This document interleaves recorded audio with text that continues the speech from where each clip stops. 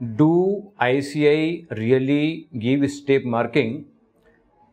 इस बात को 90% सीए स्टूडेंट्स नहीं जानते हैं। तो आईसीआई स्टेप मार्किंग किस तरीके से करती है और किस किस स्टेप के मार्क्स देती है, स्टेप कौन कौन सी होती है, और आपको इस प्रोसेस को समझ के और किस तरीके से आप अपने मार्क्स इंक्रीज कर सकते हैं, ये मैं सब इस वीडियो में बताने वाला हूं। तो ये वीडियो आप पूरा देखें, अपने दोस्तों को शेयर करें, साथ ही वीएसआई का यूट्यूब चैनल सब्सक्राइब करके बेल आइकन दबा के रखें, जिससे कि इम्पोर्टेंट अपडेट्स आपको मिलते रहें, और साथ में कमेंट्स जरूर करें। तो क्या आईसीआई वास्तव में स्टेप मार्किंग करती है? बिल्कुल करती है, डेफिनेटली करती है। ICI officially step marking follow करती है, बट मोस्ट स्टूडेंट्स को इसके बारे में नॉलेज नहीं होती और इस वजह से उनके मार्क्स लूज हो जाते हैं और कई बार कुछ चीज़ें करने के बावजूद भी उसके मार्क्स नहीं मिलते हैं। तो ये स्टेप बाय स्टेप मार्किंग क्या है, इसकी हम बात करें तो आईसीआई जब क्वेश्चन पेपर बनाती है, उसकी वो आंसर की बनाती है और हर आंसर को सर्टेन स्टेप्स में डिवाइड कर देती है। और जो सर्टेन स्टेप्स में डिवाइड कर देती है तो उसमें एग्जामिनर को इंस्ट्रक्शन होता है कि फर्स्ट स्टेप के क्या मार्क्स देने हैं, सेकंड स्टेप ठीक होगी तो उसके क्या देने हैं, थर्ड स्टेप के क्या देने हैं, फोर्थ स्टेप के क्या होने हैं।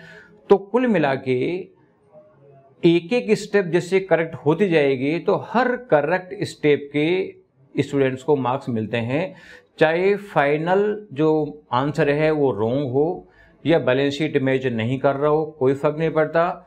जो जो करेक्ट स्टेप हो गई उस करेक्ट स्टेप के मार्क्स मिल जाएंगे। और सीधी सी बात है, इसका पर्पज क्या है? जैसे ये इतने टफ एग्जाम्स होते हैं और टफ एग्जाम में फाइनल आंसर निकालना बहुत मुश्किल होता है, लेकिन आईसीआई का पर्पज ये नहीं होता है कि फाइनल आंसर क्या आया है। आईसीआई को आपकी अप्रोच, जो प्रॉब्लम सॉल्विंग की जो अप्रोच है, जो आपने फॉलो करी है, उससे मतलब है। यानी आईसीआई चाहता है कि आपकी कंसेप्ट क्लैरिटी हो और साथ में आपके लॉजिक क्लियर हो। तो अगर आपने राइट फॉर्मूला लगाया है, आपने रीजनिंग राइट दी है, तो आप मार्क्स को डिजर्व करते हैं, चाहे आपका फाइनल आंसर रॉन्ग आ गया है। यानी every examiner receives a detailed marking scheme from ICAI. It tells them exactly how many marks to give to each correct step, formula, format और explanations. For example, जैसे मान लीजिए हम फाइनल के financial reporting का लेते हैं। फाइनेंशियल रिपोर्टिंग में जब क्वेश्चन आप सोल्व करोगे, प्रैक्टिकल क्वेश्चन, तो यहाँ पे आप ध्यान रखोगे तो ये इंडेक्स बेस्ड क्वेश्चन में कुछ हल्के रीजन भी लिखने पड़ते हैं बहुत जगह, और उन रीजन्स में जैसे मान लीजिए एक पर्टिकुलर आपने रीजनिंग दी, उसके अलग मार्क्स होंगे। उसके बाद में आपने नोट्स बनाए, वर्किंग नोट बनाए, उसके हर वर्किंग नोट के अलग अलग मार्क्स होंगे। आपने जर्नल एंट्रीज पास करी है, उस जर्नल एंट्रीज के अलग मार्क्स होंगे। आपने नोट्स टू अकाउंट बनाए हैं, उसके अलग मार्क्स होंगे। आपने बैलेंस शीट बनाया है, उसके अलग मार्क्स होंगे। फॉर एग्जाम्पल से मान लीजिए बैलेंस शीट में 10 आइटम है और आधा नंबर का एक आइटम है, तो कुल मिला के 10 के 10 आइटम सही लिख दिए तो पूरे 5 मार्क्स उसके मिल जाएंगे, चाहे बैलेंस शीट का टोटल मैच हो चाहे नहीं हो। और मान लीजिए 10 आइटम में से आपने 9 आइटम ठीक लिख दिए, एक आइटम गलत लिख दिया, तो उसके फिर 9 आइटम्स के मार्क्स मिलेंगे, चाहे बाकी बैलेंस शीट तो अगर मैच नहीं होगा, लेकिन 9 आइटम्स के आपके मार्क्स मिल जाएंगे। इसी तरीके से अकाउंट्स में होता है। अकाउंट्स में मान लीजिए जर्नल एंट्रीज 10 जर्नल एंट्रीज उस क्वेश्चन में कर रखी है, हर जर्नल एंट्रीज के अलग अलग मार्क्स होते हैं। कोई छोटी जर्नल एंट्री है, थोड़ी कम मार्क्स होंगे, हो सकता है आधा मार्क्स हो, कोई थोड़ी मीडियम साइज जर्नल एंट्री हो सकता है 1 नंबर हो, बड़ी जर्नल एंट्री है तो हो सकता है उसके 1.5 मार्क्स हो या 2 मार्क्स हो। तो जितनी जर्नल एंट्रीज आपने सही कर दी उतने मार्क्स मिल जाएंगे, जितने आपने बैलेंस शीट के आइटम करेक्ट कर दिए उतने मार्क्स उसके मिल जाएंगे। इसी तरीके जो थ्योरेटिकल सब्जेक्ट है, फॉर एग्जांपल जैसे लॉ है या ऑडिट है, तो लोअर ऑडिट में भी ज़्यादातर क्वेश्चन जो है वो प्रॉब्लम बेस्ड क्वेश्चन आते हैं। इंटर और फाइनल में, फाउंडेशन में सीधे डायरेक्ट क्वेश्चन आ जाते हैं। तो प्रॉब्लम बेस्ड क्वेश्चन में सोल्व करने के लिए एक तो हमारे को रेस्पेक्टिव प्रोविजन समझाने पड़ते हैं कि लॉ इस बारे में क्या बोलता है, और साथ में फिर हमारे को कंक्लूजन देना पड़ता है, केस का कंपेरिजन भी करना पड़ता है कि साहब लॉ के जो रिक्वायरमेंट है वो इस केस के फैक्ट से मैच हो रही कि नहीं हो रही है, और लास्ट में डिसीजन देना पड़ता है। तो सिंपल सी बात है कि जैसे प्रोविजन साहब ने सही लिख दिए, रीजनिंग सही लिख दिया आपने, कंक्लूजन गलत कर दिया, तो इसका मतलब है कि आपको प्रोविजन और जो रीजनिंग है, कंपैरिजन है, उसके मार्क्स मिल जाएंगे, आपके जो कंक्लूजन है उसके मार्क्स कट जाएंगे। इसी तरीके से और बाकी कोस्टिंग में और एफएम और ये जो फाइनल का ईएफएम, इसमें बात करें तो यहाँ पे क्या होता है कि रेस्पेक्टिव फॉर्मूले लिखने पड़ते हैं। फॉर्मूले के बाद में आपको स्टेप्स के साथ में क्वेश्चन सोल्व करने होते हैं। क्वेश्चन करने के मान लो 10 स्टेप है, तो हर स्टेप का अलग अलग मार्क्स मिलेंगे। पहली स्टेप का अलग, सेकंड करेक्ट का अलग, थर्ड करेक्ट का अलग, फोर्थ करेक्ट का अलग।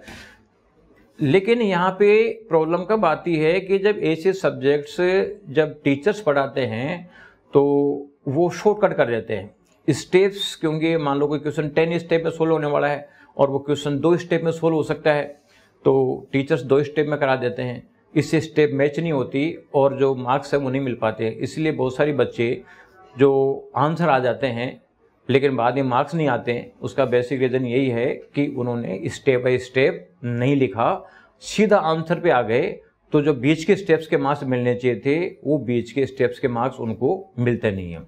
इसी तरीके से टैक्सेशन की बात करें तो टैक्सेशन में कंपटीशन वगैरह आता है, डिफरेंट एडजस्टमेंट आते हैं। जैसे मान लो एक क्वेश्चन आया, बड़ा क्वेश्चन आया 14 मार्क्स का, उसमें 10 एडजस्टमेंट है, तो कुल मिला के हर एडजस्टमेंट का रीजन हमें देना पड़ेगा कि साहब इसको अलाउ करेंगे या डिसअलाउ करेंगे, इंक्लूड करेंगे, एक्सक्लूड करेंगे, उसका रीजन क्या है और साथ में फिगर क्या है, अमाउंट क्या है।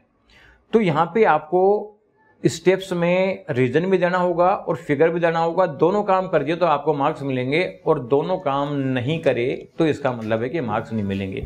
यानी फिगर और रीजन दोनों देना पड़ेगा जब मार्क्स मिलेंगे। अब बच्चे जल्दीबाजी में क्या करते हैं, उनको किसी को पता नहीं होता, बहुत सारे बच्चों को वो केवल फिगर लिखाते हैं कि यार ठीक है जो ग्रोथ टोटल इनकम आ रही है इसमें ये आइटम आ गए, आंसर आ जाता है, लेकिन क्योंकि रीजनिंग नहीं दी इसलिए मार्क्स नहीं मिलेंगे। तो ये स्टेप बाय स्टेप जो है हर सब्जेक्ट का जो आंसर की बनता है उसका सर्टेन स्टेप्स डिसाइड होता है और उस स्टेप्स को लिखना होता है, तो जाके मार्क्स मिलते हैं, चाहे फाइनल आंसर आपका आया चाहे नहीं आया। और इस स्टेप बाय स्टेप मार्किंग का फायदा ये होता है बेसिकली कि एग्जाम टफ है, क्योंकि इतने सारे एडजस्टमेंट होते हैं, एक भी एडजस्टमेंट गलत हो गया तो आंसर तो नहीं आएगा। और मैं देखता हूं कि मैक्सिमम 99% स्टूडेंट्स जो है उनका फाइनल मार्क्स से आंसर मैच नहीं होता है। इवन ऐसा तो कोई बाय द वे स्टूडेंट होगा जिसके पूरे क्वेश्चंस के फाइनल आंसर मैच हो जाते हैं, तो अगर फाइनल आंसर के बेसिस पे मार्क्स देने लग जाएं तो कोई बच्चा पास ही नहीं होगा। तो ये टफ एग्जामों से आपको सेव करता है, लेकिन ये उन्हीं बच्चों को सेव कर पाता है जिन्होंने आईसीआई का स्टडी मटेरियल पढ़ा है और आईसीआई के स्टडी मटेरियल से उसने स्टेप्स क्लियर करी है, क्योंकि वो सेम स्टेप आएगी जब तो आईसीआई मार्क्स देगा, अदरवाइज उसे शॉर्टकट कर दिया तो इसमें मार्क्स नहीं आते हैं। तो कुल मिला के जो आपको आंसर जो है ये स्टेप में लिखना पड़ेगा। तो आप लोगों को आंसर स्टेप में लिखने के लिए क्या करना चाहिए ये भी एक समझने की बात है। तो देखो, आपको आंसर के स्टेप्स में एक तो जो आपके फॉर्मूले जो काम आ रहा है वो आप अलग से समझो, इसके अलावा उसको सोल्व करने के लिए प्रॉपर वर्किंग नोट्स बनाओ। इसके अलावा जो आप वर्किंग नोट्स बना रहे हो उसके हेडिंग्स और सब हेडिंग डालो। जैसे मान लीजिए आपको वर्किंग नोट बनाना है, बच्चे अक्सर जल्दीबाजी में लगाते हैं वर्किंग नंबर 1, 2, 3, 4, 5, लेकिन उनको अगर हेडिंग डाल देंगे तो एग्जामिनर के लिए इजी हो जाएगा। जैसे मान लो कोई हाउस रेंट अलाउंस का वर्किंग नोट है तो उसका मतलब ऊपर लिखो कि working note for house rent allowance, या नाम लिख दो हाउस रेंट अलाउंस। या मान लीजिए कोई बिजनेस इनकम है या कोई एरियर ऑफ रेंट की वर्किंग नोट देना है तो उसका साफ ऊपर हेडिंग नाम लिखो, जिससे कि एग्जामिनर को ढूंढने में दिक्कत नहीं है। अदरवाइज आपने तो मान लीजिए बहुत सारे एडजस्टमेंट लिख दे, हो सकता है कि बहुत सारे वर्किंग नोट्स में कुछ के मार्क्स हों कुछ के नहीं हों, तो एग्जामिनर को दूर से दिख जाना चाहिए कि यार इस वर्किंग नोट के मार्क्स है इसलिए उसके मैं मार्क्स दे दूं। तो इसका इम्प्लीकेशन एक ये भी होता है कि आप जो है किसी भी क्वेश्चन को अगर आपको लग रहा है कि यार मेरे को इस क्वेश्चन मेरे से नहीं हो पाएगा, फाइनल आंसर पर नहीं पहुंच पाऊंगा, तो भी इस क्वेश्चन को अटेम्प्ट करना चाहिए। क्योंकि आप लोग तो क्या मानोगे कि यार मेरे को आंसर नहीं मिलेगा लास्ट में इसलिए मेरा तो आंसर गलत हो जाएगा, लेकिन ऐसा नहीं है। अगर ऐसा हो ही नहीं सकता कि एक क्वेश्चन आए और उसमें से बिल्कुल ही आप अननोन हो सकता है कि उसके 10 स्टेप हो तो आप 2 स्टेप करने की पोजीशन में हो, या 3 स्टेप करने की पोजीशन में हो, या 4 स्टेप करने की पोजीशन में हो। इसका मतलब है कि आपको क्वेश्चन को ट्राई जरूर करना चाहिए, क्योंकि अगर आपने जितनी भी स्टेप्स आपने सही करी है उतनी स्टेप के मार्क्स मिल जाएंगे, चाहे पूरा मिले चाहे नहीं मिले। और यहाँ पे एक एक दो नंबर भी मैटर करता है, इसलिए आपको ये जो है स्टेप बाय स्टेप मार्किंग के हिसाब से जितना आए उतना आपको करने का कोशिश करना चाहिए। और साथ में जो good presentation supports step by step marking too, यानी आप जो है आपका प्रेजेंटेशन बिल्कुल फर्स्ट क्लास होना चाहिए। जैसे आप हेडिंग्स काम में लो, जो दूर से दिख जाए एग्जामिनर को क्या है क्या नहीं है। मेन जो कीवर्ड्स है उसको आप अंडरलाइन करो, और क्वेश्चन का जो फ्लो है वो बिल्कुल फ्लो क्लीन एंड लॉजिकल रखो, जिससे कि वो लॉजिकल आगे देखता जाए, उसका खुद का इंटरेस्ट भी बढ़ता जाए और वो आंसर को अंडरस्टैंड कर पाए। और इसके लिए जो सबसे बड़ी रिक्वायरमेंट है वो रिक्वायरमेंट है आईसीआई का स्टडी मटेरियल पढ़ना। क्योंकि अगर आप आईसीआई का स्टडी मटेरियल पढ़ोगे तो आपकी जो प्रोसेस आपको माइंड में रहेगी वही रहेगी जो आईसीआई के स्टडी मटेरियल में दे रखी है। अदरवाइज जो क्लासेस जो पढ़ाते हैं, टीचर्स पढ़ाते हैं और जो बहुत बढ़िया लगते हैं पढ़ने में, वो बेसिकली एक ही गड़बड़ करते हैं कि इस आईसीआई की जो मल्टीपल स्टेप्स है उसको कट करके और स्टेप काफ़ी कम कर देते हैं। वो बच्चों को बहुत अच्छा लगता है लेकिन वो मार्क्स मैच नहीं होते। जैसे किसी क्वेश्चन में 10 स्टेप में सोल्व होना है, 10 के बजाय किसी टीचर ने 2 स्टेप में कर दिया, तो आपको लगेगा अच्छा कि यार देखो फटाफट आंसर आ गया था, घूम फिर के आने की क्या जरूरत थी, मेरे को 2 स्टेप में आंसर आ रहा है। लेकिन क्योंकि उसमें 2 स्टेप लिखे हुए हैं और एक फाइनल आंसर है, लेकिन 10 स्टेप है तो पहली स्टेप का मार्क्स अलग, दूसरे का अलग, तीसरे का अलग, चौथे का अलग, 10वें का अलग, तो कुल मिला के स्टेप बाई स्टेप मार्क्स लिखना था आपको।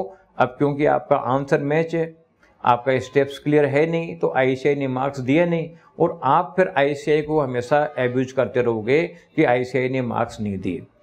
तो क्योंकि आप देख रहे हो यार मैं तो आंसर सही है, आंसर सही के बावजूद आईसीआई मार्क्स नहीं दे। लेकिन आप लोगों को ये पता होना जरूरी है कि ICI step by step marking करती है, जितनी स्टेप्स आपने करेक्ट कर दी उतने स्टेप्स के मार्क्स मिल जाते हैं। इसी तरीके से थ्योरेटिकल सब्जेक्ट्स हैं, थ्योरेटिकल सब्जेक्ट में भी आईसीआई जो है वो प्रोफेशनल लैंग्वेज देखती है, यानी जो पॉइंट आपके समझे हुए हैं वो पूरे होने चाहिए। जैसे मान लीजिए किसी क्वेश्चन में 10 पॉइंट है, आंसर में 10 पॉइंट है और 4 नंबर का क्वेश्चन है, आईसीआई को केवल 4 पॉइंट चेक करने हैं, एनी 4 का उसने अपने आंसर के में डाल दिया तो 10 पॉइंट में से 4 पॉइंट को लिख देगा तो 4 में से 4 नंबर मिल जाएंगे। पहले पॉइंट का 1, दूसरे का 1, तीसरे का 1, चौथे का 1 मिल जाएगा। 10 में से कोई से भी 4 पॉइंट लिख दीजिए। लेकिन वो पॉइंट हर कंटेस्ट में पूरा होना चाहिए, यानी उसकी हेडिंग्स होनी चाहिए, उसके अलावा उसके जो डिटेल है बिल्कुल लॉजिकल एक्सप्लेनेशन के साथ होनी चाहिए, जब जाके पॉइंट सही माना जाएगा और आपका मार्क्स मिल जाएंगे। लेकिन ये जो आप लोग शॉर्ट नोट पढ़ लेते हो, तो शॉर्ट नोट में क्या किया टीचर ने कि उन 8 पॉइंटों की 8 हेडिंग 10 हेडिंग जो है वो उसने दे दी, हेडिंग दे दी, एक्सप्लेनेशन दिया ही नहीं। तो आप जब लिखोगे एग्जाम में तो एक्सप्लेनेशन तो लिख नहीं पाओगे, आप केवल हेडिंग लिख दोगे, 10 हेडिंग चाहिए नहीं उसको, तो केवल 4 हेडिंग चाहिए। तो कुल मिला के आप 10 हेडिंग लिखने के बावजूद भी मार्क्स नहीं मिलेंगे, क्योंकि एक्सप्लेनेशन 0 है। तो इसलिए शॉर्ट नोट पढ़ने से बच्चों के मार्क्स नहीं मिलते हैं। लेकिन मैं ये नहीं कर रहा कि हर में 1 पॉइंट का 1 होता है। कुछ केसेज में ऐसा ही हो सकता है कि साहब 4 नंबर का क्वेश्चन है तो 8 पॉइंट डिमांड करे, लेकिन 8 पॉइंट भी विद लॉजिकल होना चाहिए, केवल हेडिंग से काम नहीं चलेगा। और ये काम जब भी कर सकते हो जब आपने आईसीआई के स्टडी मटेरियल जो पढ़ा है, चाहे वो थ्योरेटिकल सब्जेक्ट हो चाहे प्रैक्टिकल सब्जेक्ट हो, जब भी चीज़ें मैच होगी। क्योंकि मैंने एक चीज़ ऑब्जर्व किया है कि जो सब्जेक्टिव पोर्शन है यानी नॉन एमसीक्यू बेस्ड है, उसमें अगर बच्चों को पूरी डिटेल्ड स्टेप समझाया जाता है तो बच्चों को अच्छा नहीं लगता, शॉर्टकट समझाया जाता है तो मार्क्स नहीं आते। तो कुल मिला के या तो अच्छा लग के मार्क्स को लूज कर जाएं, या थोड़ा सा और अपने को हार्ड वर्क करके ज़्यादा स्टेप पढ़ के और मार्क्स ले आएँ। तो बेटर है कि आपका पर्पस सोल्व होना चाहिए। और पर्पस कब सोल्व होगा? जब आप आईसीआई के पॉइंट्स लिखोगे, और आईसीआई के पॉइंट्स जब भी लिख पाओगे जब आईसीआई की आप स्टडी करोगे। इसलिए आप आईसीआई से स्टडी करो, ये शॉर्ट नोट से क्वेश्चन बैंक से सब बंद कर दो, आईसीआई की स्टेप बाय स्टेप पढ़ो, जब जाके पर्पस सोल्व होगा आपका। एंड यस, जो मोस्ट टॉपर्स हैं या जो बच्चे फर्स्ट अटेम्प्ट में क्लियर करने वाले हैं, ये ज़्यादातर बच्चे इस स्टेप बाय स्टेप मार्किंग की स्ट्रेटेजी को फॉलो करते हैं। इवन बहुत सारे बच्चे कई बार जो टॉप करते हैं या जो पास होते हैं पहले टेम में, वो कहते हैं कि साहब हमारे तो आंसर ही मैच नहीं हो रहा था, हम तो सोच रहे थे कि यार पास नहीं हो पाएंगे, लेकिन पास हो गए या रैंक आ गई। वो उसका रीज़न एक ही है कि स्टेप बाय स्टेप मार्किंग से हो गया। मान लो बैलेंस शीट में 10 आइटम है, 10 आइटम है और 5 मार्क्स का क्वेश्चन है, तो हो सकता है एक आइटम गलत लिखने में आ गया हो और इसकी वजह से आपका बैलेंस शीट मैच नहीं हो रहा हो। लेकिन 9 आइटम तो ठीक थे, 9 आइटम के 4.5 नंबर मिल गए, जबकि बच्चा सोच रहा है कि यार मेरे तो 0 नंबर आएंगे। तो ये चीज़ नहीं होती। इसलिए जो भी पहली बार में पास होते हैं, ज़्यादातर ने उस स्ट्रेटेजी को फॉलो किया होता है। तो remember, marks are hidden in your process, not just the final answer. Right with clarity, structure and confidence, and Aisha will provide you marks. Thank you.